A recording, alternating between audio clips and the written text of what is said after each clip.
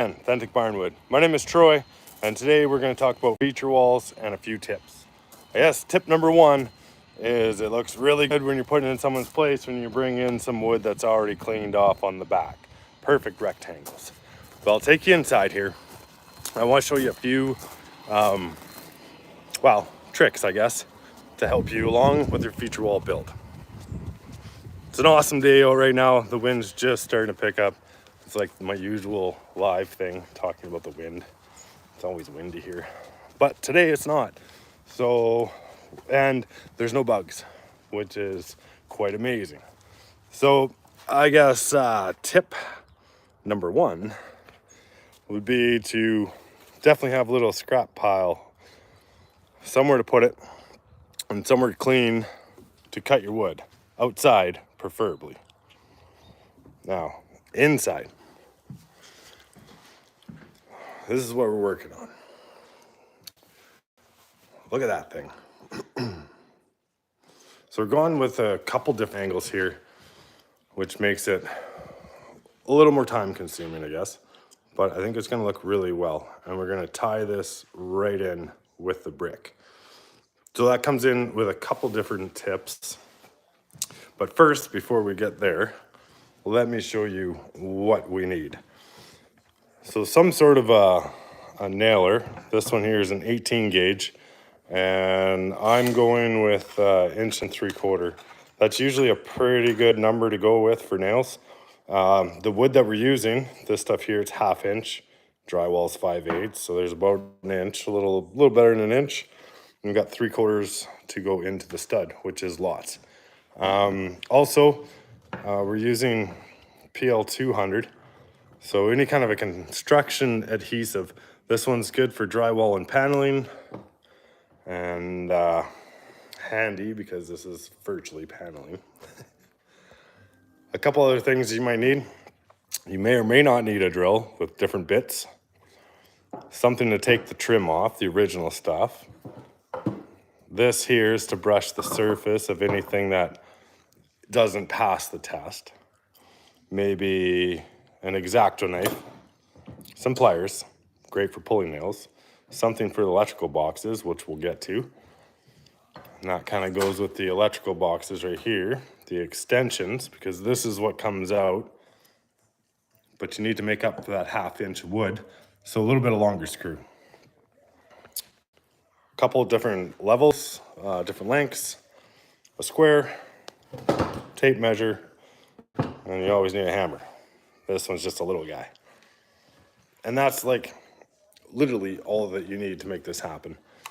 So when we take our plug in here, there's actually a box extension that goes on there. So it pulls your box, electrical box, out from the wall. So there's no chance of sparking. And that's why you need the longer screws, because you have to make up for that 1/2 inch. Which you can see here on this plug-in here. See how everything is flush with the wall, which it should be because there was nothing on here before, but now we're adding a 1/2 inch onto here. This whole thing has to unscrew and pull out 1/2 inch, and the screws that come with it generally are not long enough. So yeah, that's a pretty big tip. Now we got some interesting stuff happening over on this side here.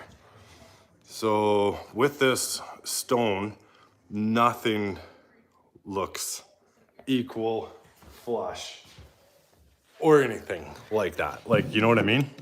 So too many irregulars, and what we're trying to do here is actually make this feature wall flow right in there. So what we're gonna use to make that happen, I just happen to have it right here. So I got a couple of these templates. They work really, really good. They're simple and they're cheap, and they work really well. So our first one that you see here worked out pretty good. I didn't even have to cut anything. Now, however, the next one, you take that, push it in, and you come out with the shape. Okay. Now, all we have to do is transfer this onto here and cut it with a jigsaw. So we haven't got to that point yet, but yeah, it's coming. So we should be able to make each one of these all the way down. We'll have to do one at a time. Right now I'm just building myself to get there. And now every piece that'll be left will have to be kind of finicky, and we'll have to like stop, cut, and paste it on. Now, generally, when we're doing these feature walls, like if you watch some of the other videos, there we go. Hey, whoa. All right, so,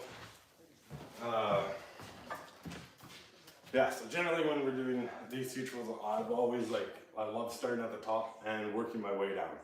Now for this in particular, we started in the middle and we're gonna work our way out, kind of like doing like a hardwood floor, right? There, let me get you a little straighter. How's that? Hey, diamond hands, welcome. Here, how's that? Oh, that's pretty good. Yeah, so like you can tell that that brick has, you know, all the colors in that feature wall can be pulled out. And we're also pulling out feature wall colors. This brown right here, for example, pulls out everything from the roof. So we're trying to like bring everything together and let it flow into the fireplace, and that will finish off the room.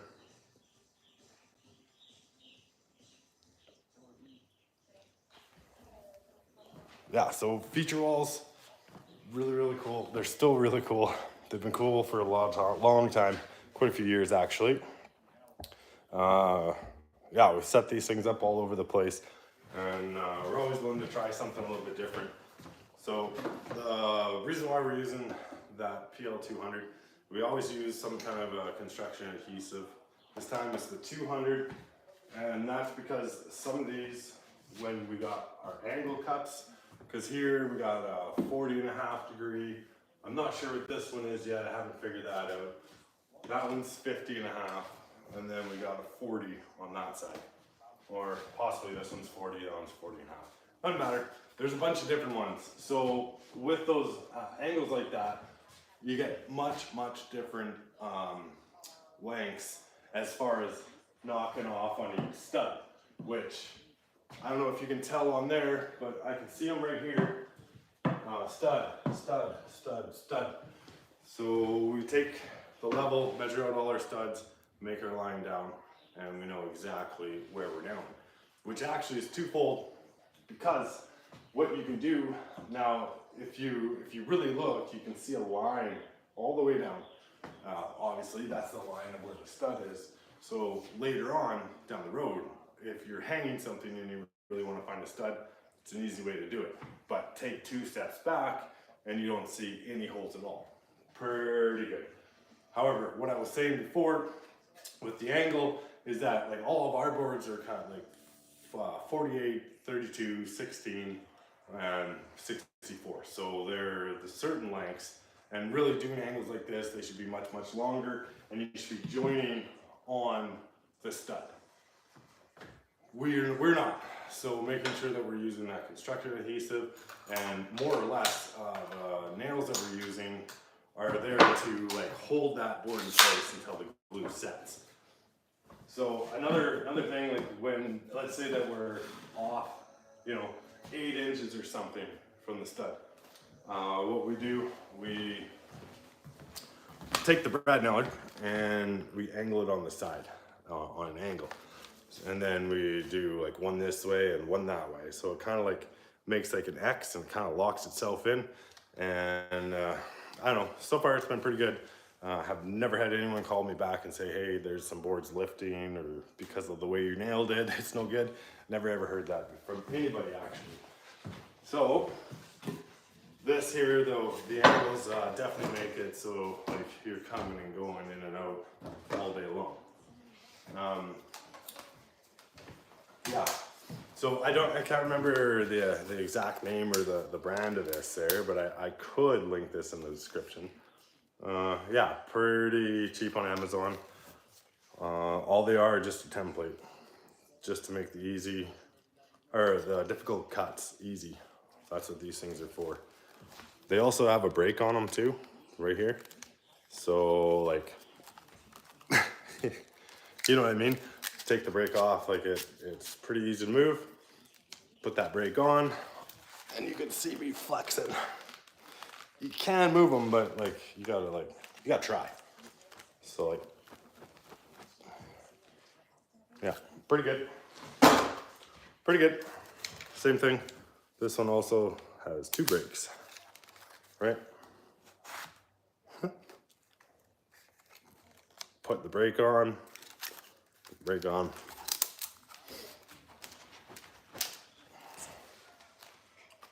Yeah, I had an idea. No. Anyways, boom. That's later on today, I guess. The only other thing that we really got to worry about is there's in that far corner over here, there's a sensor for cameras. And we're gonna have to take that apart, or at least off the wall, and readjust everything, which is fine, minor detail, grand scheme of things. So another tip when you're doing feature walls like this is to, well, A, get all your material in, get yourself sorted, get yourself some kind of a working bench that you can use, and it keeps you up off the ground. And whatever you do, it's going to be tempting. In your house or someone else's, it really doesn't matter. It's still tempting. Say the couch is there or something, and you got this glue gun. And it always has to be set on something. Never set it on anyone else's stuff. Why? Because of that, right there. And it doesn't come out very easy at all. So I always have like a little block on there. And I keep it on my table, always. Like, even if I'm like bent down and I'm like, oh, I could just set it on the ground. Don't do it. Don't do it. It doesn't come out of floors neither very well. It's a clue, right? It's like sticking gum in your hair. Yeah, don't. Just don't. So we got ourselves set up, got all our tools set up. We haven't set, before you put any of this beautiful feature wall stuff on the walls, you're gonna wanna tend to your plugins, whether you're gonna box them out. Sometimes we box them out. This one here, you saw earlier, we're just going straight over top of them. Looks good, nice and clean. Next up, probably borders. Running borders. But we are doing everything backwards on this feature wall. And it still seems to be working out just fine. But you can see there, we're gonna end up putting this up on top of here. How does that look? Okay, how does that look? Yeah, so that's gonna go the length of the wall, and we're undetermined if we're gonna go down on the ends. So that's something that you probably wanna do as well. Make yourself a border, then you work within the border. Yeah, this stuff is already dry. A lot of this stuff is well over 100 years old. So it's already done its drying, and it's not going to move on you very much at all, if any at all. Especially inside a house, because it's really well controlled as far as humidity, things like that. Oh my God, they say, this looks perfect. I want that in my wall. Yeah, yeah, these things are beautiful, these feature walls, you guys. So it takes a little bit of work to get to this point.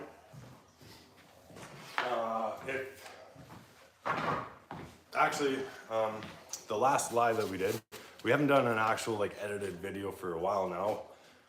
This is all time, but we've been doing a few lives, and the last one was the smash and grab. And I was mentioning that I was getting a little bit of wood, which is actually this stuff here, and this stuff here. And we did manage to get our 20, I think we got 25 square feet. We ended up with like trimmed perfect boards, planed on the back, and also edged, and end cut, and brushed. And we used like a high-speed nylon brush on the front to polish it and then blow it off with air. So that's what we've done with all of this stuff before it goes on. I wasn't so sure about these funky looking corners. This is actually gonna go all the way up, and this is gonna go all the way down to the corner, and then those ones there, yeah, flow right into the brick. Anyways, the smash and grab, that's how we got some of this. And the importance to this is that this actually comes from the people's house that I'm in right now. And it's actually where they used to live and their family.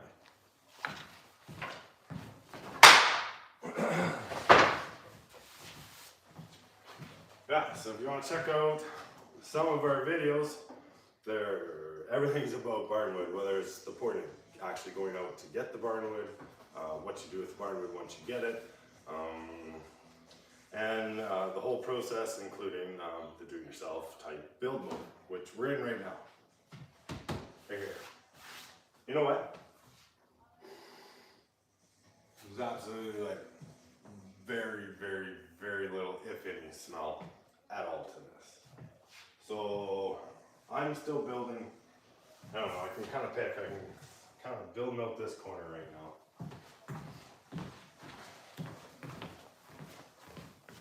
I need someone to run the camera for me. Anyone out there want to run a camera? Let's see here. Yeah, this will be just a short little video here. I don't know, maybe half hour or so, maybe 20 minutes. Yeah. All right, anyone hit that like button there? Don't forget, that's a good thing to do. Appreciate it. Yeah. So we're gonna build in this bottom part.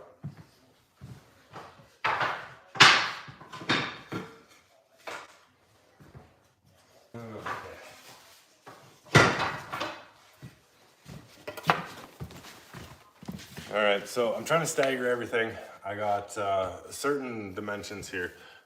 What we got here, we got 3 3/4, we got 3-inch, and we got 2-inch. Generally, I like to keep them so if possible, I can add these two together and come up with a third board. That way you can stagger. So we want to stagger the joints. That's important. And we want to use our PL. So it's nice that we got always somewhere level to start. And I'm starting here versus starting down here with the angle, because we're gonna put the trim board on that used to be on here. We're gonna put that over top of this. So we got lots of room. We got like 3 inches that we can cover up any gap or anything like that. So I want to start here because I want a perfect line all the way up here, because it literally is the focus of this whole thing. So yeah, so we want to stagger it. There's nothing like set in stone the way we do it, like 3 3/4. The next one has to be 3, and the next one has to be 3, and then a 2.5. No, it's all based on color. Generally lay out this wood so it's all in its color code. Code as in like a gray, a brown. We kind of mix those and then keep the dimensions itself together as well. And then that way it's just as easy as grabbing it and go. So a lot of times these feature walls, before we even attempt to put them in someone's house, we lay them out on the ground. We take a lot of pictures, and we kind of use those pictures once we agree on it for the pattern for the wall. And then we don't in someone's place, because it's generally not big enough, but you could lay it all out on the ground and literally transfer it from the ground up onto here. And then you got like the exact same thing as like the photos. We're not doing that. We're kind of winging it as we go, and it's been going pretty good. Like I kind of got a system. I know like when you step back, like you guys saw earlier, you can see like, oh, there's a little spot, looks a little too gray there. I better add a little bit of flair to it, a little cream in your coffee. And yeah, so we start here. What I'll do, I'll go put some glue on this, and I'll let you look at this wall for a minute.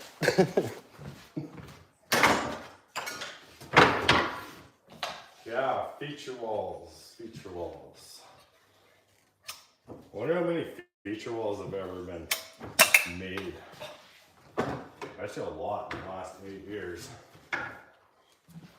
Yeah, I bet you like a ton of them. I have no idea how many feature walls. But yeah, so this wood here actually, one comes from a World War II era time. Yeah. And one there for good luck. And make my little X like I was talking about. Remember I was talking about the X? Yeah. This is the perfect example right here of the board that needs the X. Where my line right here, my stud is right here, and I'm like that far off from the stud because it comes on an angle. So what I'll do there is do my X. Okay, so put in one this way and one this way. And maybe do that a couple times and you got it locked in. And definitely like that glue is definitely gonna hold. You can also try and angle it a little bit so you catch this into the next board. That might be a great idea too. You know what else would be a great idea, talking about angling a gun? Probably safety glasses. I'm not even gonna mention that to anyone, but they're probably a pretty good idea too. Like, I know I've done it once there, I won't tell anyone, except all of YouTube. Like, you know, it's pretty easy, like you wanna get on a pretty good angle when you're trying to catch that next board. Yeah, I had one just go, and it just like sailed off into the room there. Someone will find out eventually. Yeah, so that's kind of how we do it. Now, I do not like doing it like this where I leave a gap like this.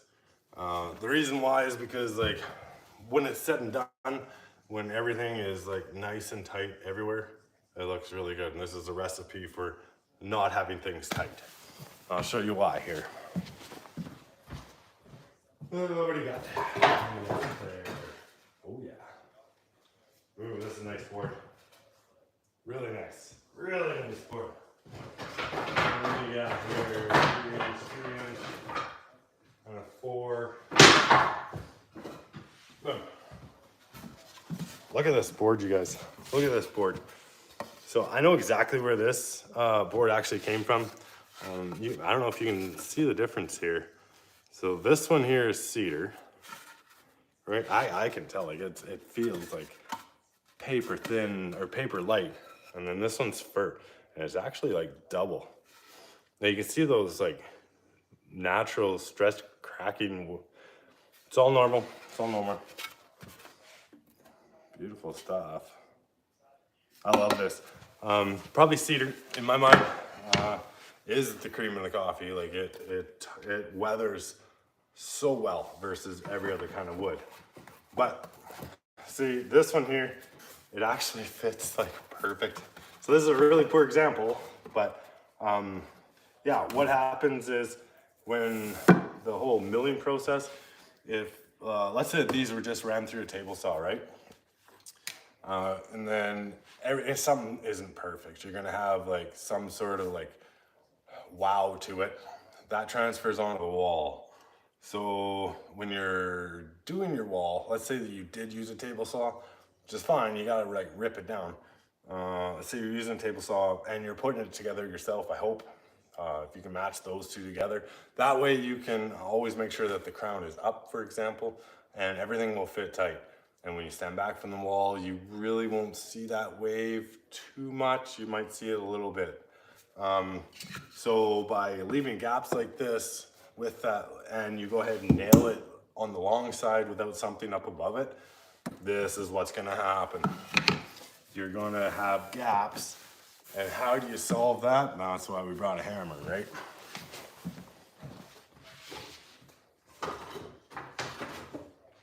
So I would still, so let's say that we weren't 100% tight right here. Well, that's where you can come in and just tap it with a hammer. Preferably, I didn't bring it today, but a rubber hammer is even better. That way you can hit right onto the wood. I wouldn't recommend using a steel type or like a solid hammer like this and hit against this wood because you'll dent it. And you're trying to make it look good, it's already been dented. You don't need to dent it anymore. So yeah, and then yeah, you can see how this one fits in, like nice and tight. But that's only because I probably got lucky here. Yeah, so you wanna always be building all the way across. I'm not doing that right now. I'm trying to talk to you and show you what I'm doing. But I should be going out and I should be cutting every one and making my row all the way along. So yeah, with your pencil, you could take a board, you have lots of paper here, and you could just write down all your measurements, 5, 6 measurements, out you go, make your cuts, come back in, build your wall, and then keep on going from there. So if you're gonna have any gaps, if you have any gaps, that's why this wall was painted black or some other dark color, right? That's what we've recommended lots of people to do, is go ahead and head on down to your paint store if you don't have some darker paint at home. And all you have to do is like ask for some of like the stuff that came back, was purchased but was never used, because it's the wrong color, etc., whatever it happens to be. Fine, perfect for you, because you can get that stuff probably half price or better, because no one else wants it and it's already mixed, right? So it's an idea, but the whole idea is to have something back behind that's dark, so when and if you have gaps in your wall, then you can, well, it's hidden unless you're that close to it. If someone gets that close to your wall, and they got something to say about it, tell them to build their own wall. Well, yeah, so staggering the joints is important. There we go. Yeah, so staggering the joints are important because you want to keep everything flowing, but you don't, it really does change things when you got, like, when you line up joints. It's really noticeable. Especially if you go through all the trouble of everything that I just spoke about, and then you start falling off the wagon. It actually shows in like the grand scheme of things. So yeah, that would be future wall. Nice. I think if I was to, yeah, like there's like literally nothing coming off that. I think if you wanted to do something like this, probably better to do it with a vacuum. You know, the vacuum that has like the coarser bristles. That works really well to clean this wall. And it keeps all the dust down in the house. Because, well, even if it is your own house, then you'll have to like, you know, you'll have to clean it up. And that part sucks. Okay. And that is feature wall stuff. What is it? Oh my gosh, you guys, it's been 28 minutes already. So here we go. What do you guys think? Would you put this in your house?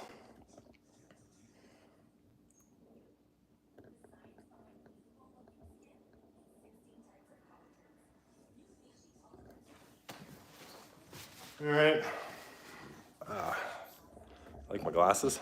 These ones are actually pretty good. They got foam on them, which like keeps the dust out, which not here, obviously, but like in other circumstances, like these are pretty good, pretty good. My face is kind of narrow, so it doesn't really like fit 100%, but better than nothing. Now, something after you get going there, you definitely want to keep your level going. And when your wall is like flat, perfect squares like this, this is the most important part, is starting out square. So I like to cheat off the roof first, because the ceiling, because no one really sees that little gap, because no one's literally like 10 feet tall or 9 feet tall.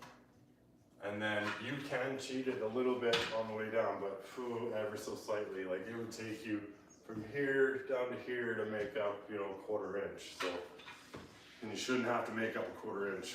But check your level, keep checking your level, and everything works out perfect. It's not so noticeable on the wall. Mind you, it is, because you're like, is something not right with that wall? That'll be why. And you really will notice it at the top and at the bottom because, well, at the top it should be one square piece, but once you work your way to the bottom, you might have to like cut it and something's, it's just not right. So as long as you keep like a level handy, yeah, just keep checking level. I know for sure, absolutely, 100%, this wall's not gonna do itself. So I'm gonna leave you guys just hanging out and watching this wall for a minute. I gotta go make a couple cuts. Have to. We're doing. Maybe I can put a few pieces on. Oh, there's a nice one. Another reason why to do a dark wall, see that little notch missing, little notch missing. A lot of times these get set aside and I don't really put them on the wall. However, with the wall being black, and if you keep them low or you keep them high, because it's always, that knot's always going to be in a certain direction. As long as it's not like you're looking directly into it, you know, you gotta like look down at it or look up at it. That's how you put knots on the wall without it being noticeable, right? So this one here, knots are up, I definitely don't want that. We're starting to get below the belt here. So facing down, never even noticed it there. And if you do notice, everything looks correct. Yeah, so a little bit of PL. Oh, that's probably a good question to answer. How much do you put on? I do the squiggly, and you can see like liberal amount, quite a bit. To do this complete wall, we'll probably use maybe 2.25. Try and get away with using 2, but we might end up breaking into the third one.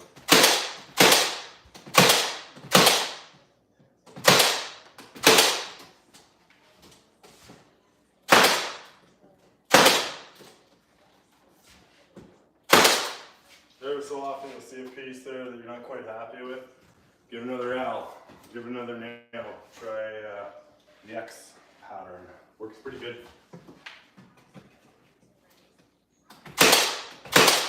Going into the stud, we're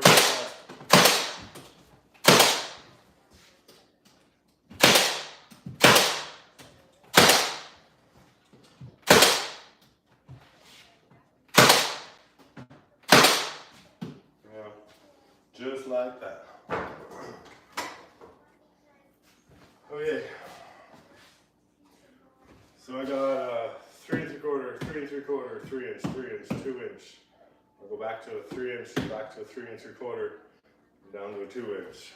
So 3 inch at 40 degrees, 40-degree angle. You can always put one up there to see what it's going to look like. I don't like this right here. If you can tell from back there, there's literally like 4 inches. I prefer to have like at least 8 inches of overlap if I can. So the 4-foot one is not going to work. We do a 32.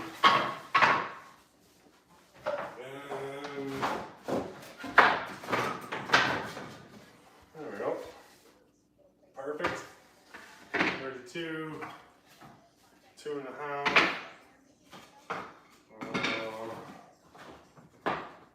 Yeah, maybe another 3. Okay, time to make a couple cuts. I'll be right back.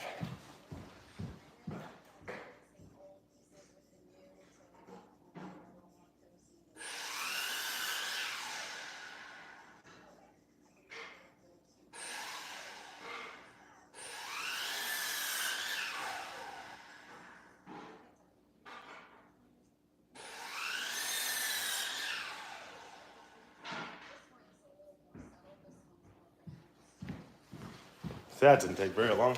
Here, you want to come closer? Oh, I lost everyone. Where'd you all go? Oh, a few guys came back. Girls, hey, welcome. So we're gonna go with the 32. Oh, perfect.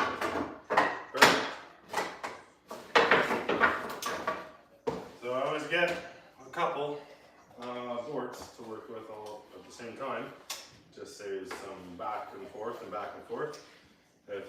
of you, and one person's kind of stationed here working away, and the other guy or the other person is making the cuts. And things go pretty fast once you start getting the rhythm going.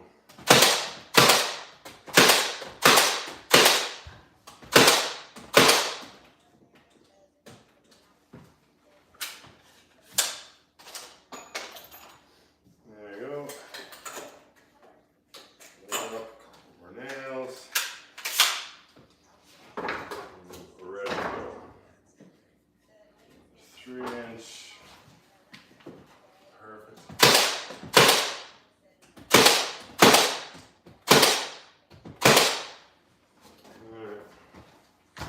That's 2.5. Nice.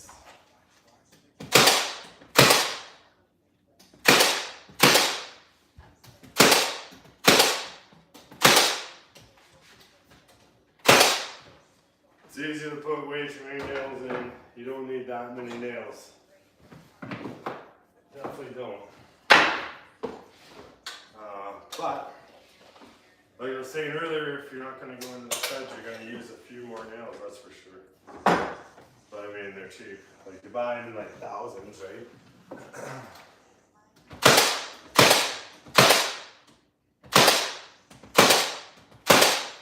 Alright, now we can just follow that all the way through. There you go. Awesome little weekend project for anybody. Maybe 2 weekends. Depends if you're actually going out and buying all the wood, or you're going out to the source collecting all the wood. Then you gotta come home and mill it, so that might be 1 weekend. The next weekend is the magic.